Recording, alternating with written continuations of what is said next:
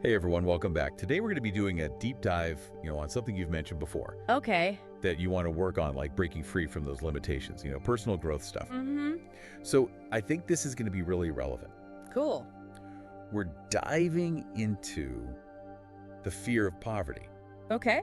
but not just in like a financial advice kind of way. Right. We're taking a Buddhist approach to this, I like it. which gets super deep, into our mindset and how we relate to like the whole world. Yeah, that's cool. We've got excerpts from a few different sources, and they really get into like the nitty-gritty of where this fear comes from, how it messes with our lives. Right. And like, most importantly, Yeah.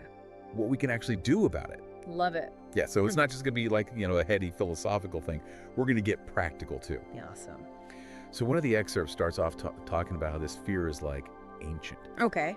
like way back, to when survival was totally dependent on finding food and shelter. Makes sense that we'd have this like primal fear of lacking those basics. Makes total sense. Yeah. And even though, most of us aren't living hand to mouth anymore, that primal fear kind of like morphs and sticks around. Uh-huh. It becomes the fear of losing our jobs, not being able to pay bills, Right. maybe ending up homeless even, That need for stability runs deep. Totally. It's like, even if you have enough, Right. there's this like nagging worry underneath sometimes. Absolutely. It's almost like some of the messages we got as kids like still linger. Oh, yeah, for sure.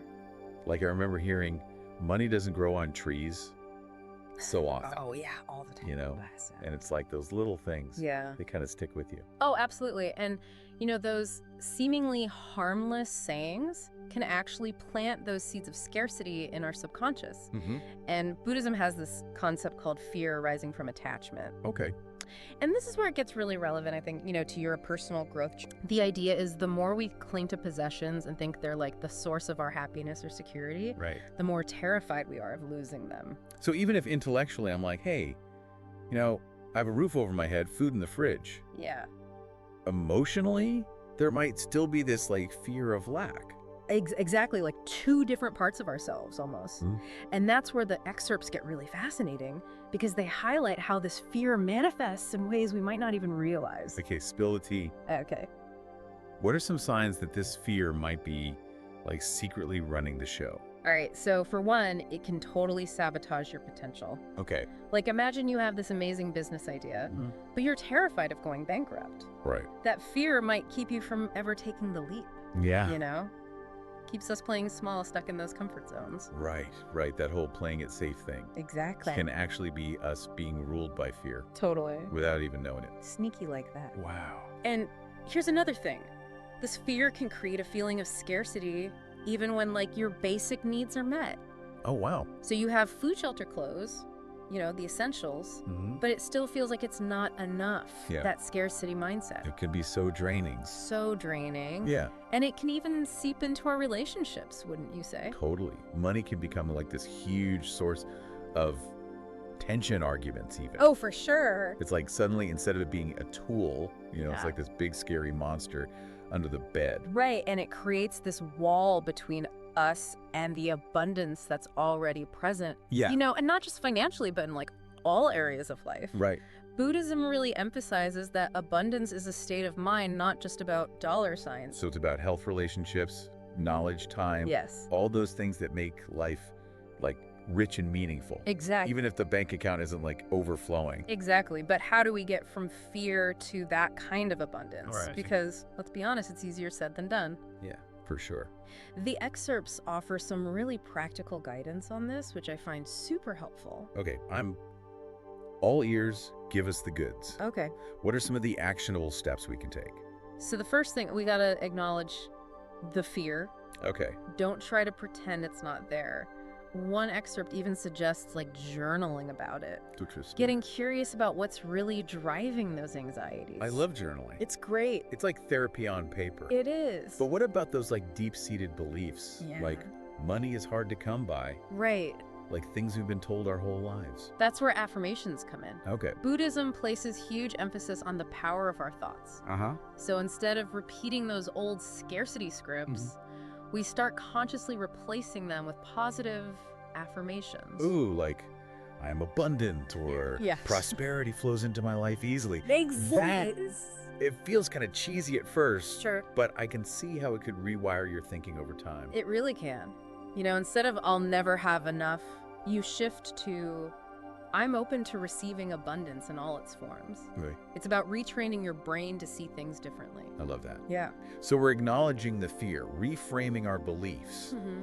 What else can we do to get on that abundance train? Cultivating gratitude is huge. Okay. It sounds simple, but making a daily list of things you're grateful for, even tiny things, Yeah. can be incredibly powerful. It's like actively shifting your focus from what's missing to what you already have right. Exactly. Gratitude is like the antidote to scarcity. It helps you tap into the abundance that's already present in your life, even if it looks different than what you expected. Okay, I'm really starting to get this. We acknowledge the fear, reframe our thinking, and practice gratitude. But what about action? Does Buddhism say anything about actually doing something about our financial situation? Absolutely. In fact, one of the excerpts emphasizes that action is the best antidote to fear. Okay. Taking even small steps towards your goals helps you regain control and chip away at that feeling of helplessness. So creating a budget, putting a little bit aside each month, Yeah. maybe taking a course to learn a new skill. Exactly. It's about moving from being paralyzed by fear to taking concrete steps that bring you closer to your goals. Right. It's empowering. I love how this combines inner work with practical action. It feels really holistic. Yeah. But what about when that fear feels huge? Yeah. Like it's just too much to handle? Yeah. The excerpts mention something about meditation, right? Yes, they talk about specific meditations focused on abundance, where you visualize being surrounded by light, which represents your inner wealth. Ooh. Always been curious about meditation. Yeah. What's the thinking behind that practice? It's about strengthening your connection to that part of you that's already whole and complete. That inner abundance that nothing can take away. That's so cool. It's like tapping into a source of security that doesn't depend on your bank balance or your job title. Exactly. We've covered so much ground already. We have. But I feel like we're just scratching the surface. We are. There's so much more to explore, especially when we delve deeper into the Buddhist concept of abundance and how it goes beyond just money. Okay. All right, I'm hooked. Good. We'll have to pause here for now, but definitely come back for part 2, where we'll keep exploring this awesome topic and get even more practical about how to conquer that fear of poverty once and for all. Welcome back. It's interesting how we tend to think of abundance as this thing that's all about money. But the Buddhist perspective, really challenges that. Yeah, It suggests a much wider view. Okay. I'm definitely ready to expand my definition of abundance, honestly. Good. My mind goes straight to those dollar signs, too. I think that's pretty natural for most of us. Yeah. But what if abundance is more about a feeling? A sense of richness and fullness that touches every part of your life, not just your finances. Ooh.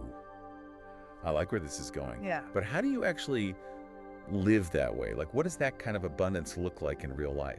Well, think about it. You could have millions in the bank and still be totally miserable, right? Right. Maybe your health is suffering, your relationships are strained, you just feel empty inside. Yeah.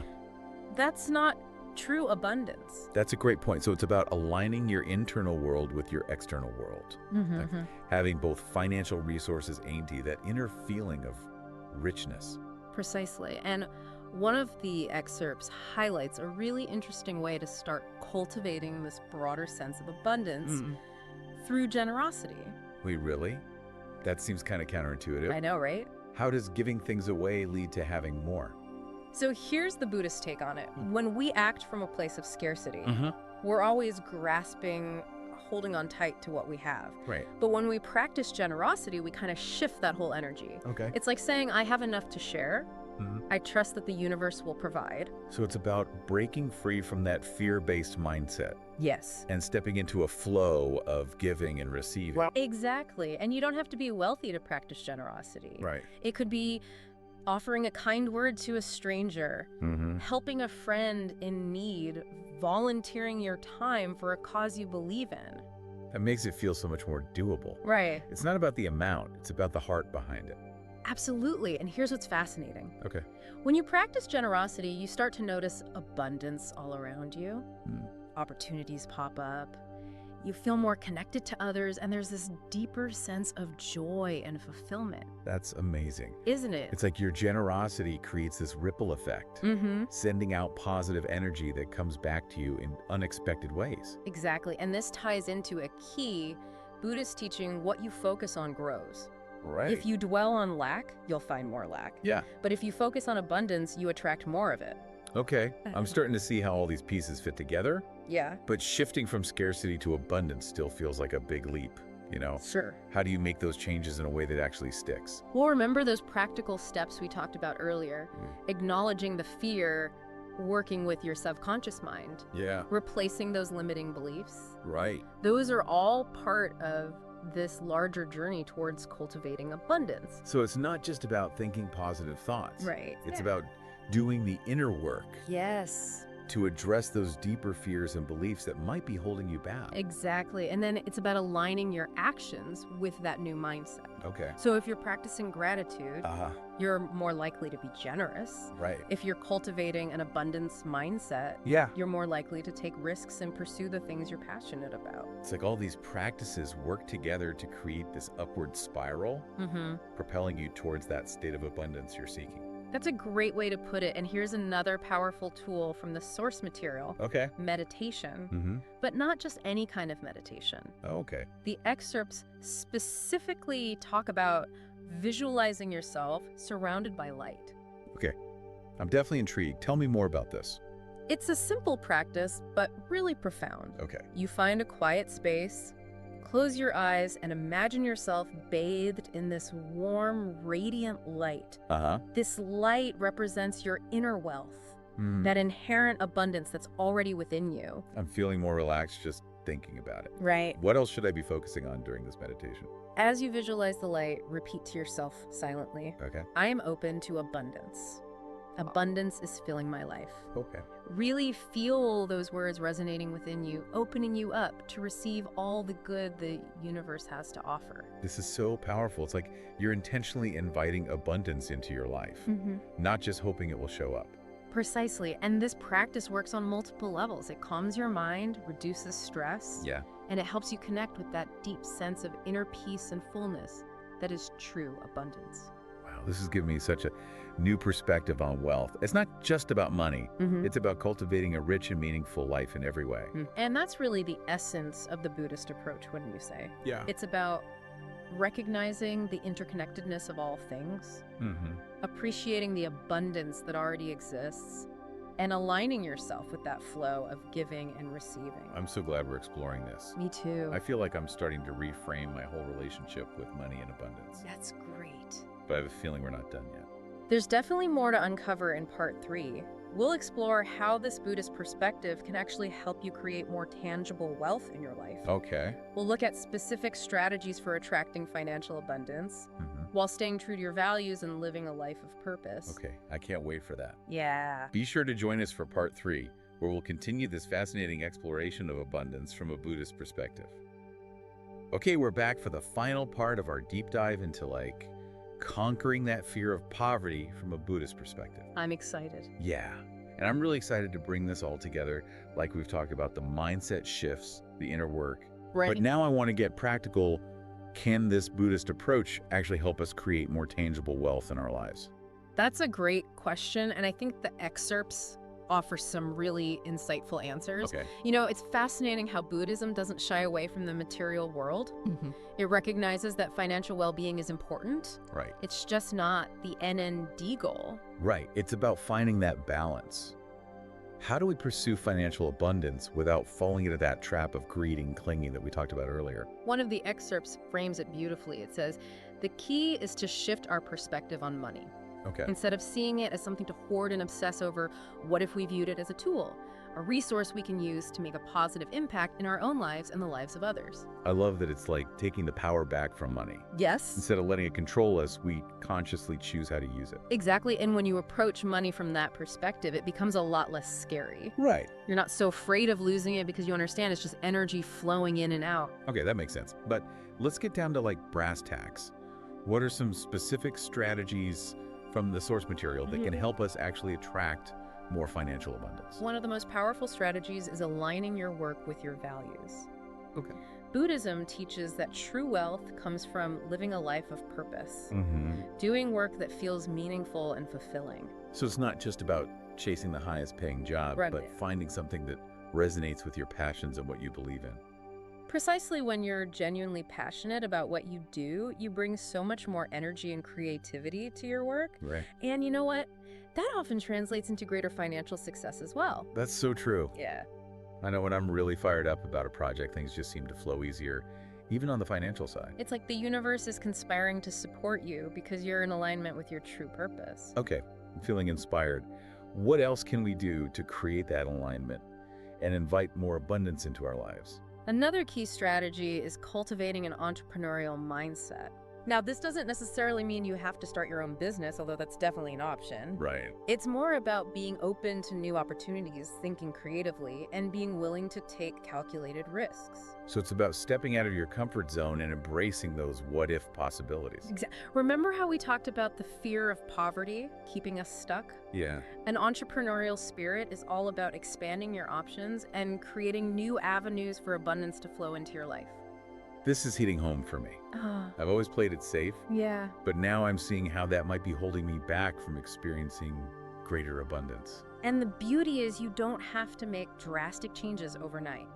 Start small. Take one calculated risk, even if it feels a little scary. Right. The more you practice stepping outside your comfort zone, the more confident you'll become. That's such a good reminder. Baby steps. Correct. Now, before we wrap up, is there one final nugget of wisdom from the source material Yes. that you think is essential for our listeners? You know, there is, and it might seem simple, but it's incredibly profound. Okay. Practice gratitude for the wealth you already have. Okay. Even if it's not as much as you'd like, focus on appreciating what you do have. I love that it's so easy to get caught in that cycle of wanting more, more, more. It is. But when you shift your focus to gratitude, it changes everything. It really does. And remember what we talked about earlier, what you focus on grows. Right. If you're constantly dwelling on what you lack, you're actually attracting more lack. Right. But when you focus on gratitude, you're opening yourself up to receive even greater abundance. This has been such an eye-opening journey. I feel like I've gained a completely new understanding of the fear of poverty and, more importantly, how to overcome it. And what's so empowering about the Buddhist approach is that it provides practical tools to transform your mindset and create a life of true abundance, both internally and externally. It's not about denying the importance of money. It's about approaching it with awareness, purpose, and gratitude. Those are the keys. Beautifully said. And as we conclude this deep dive, remember, the fear of poverty is not an inevitable truth. It's a mindset that can be shifted. You have the power to create a life of abundance, both in your heart and in your wallet. So true. Cultivate that inner wealth and watch it manifest in all areas of your life. Thank you for joining us on this deep dive. We'll see you on our next adventure.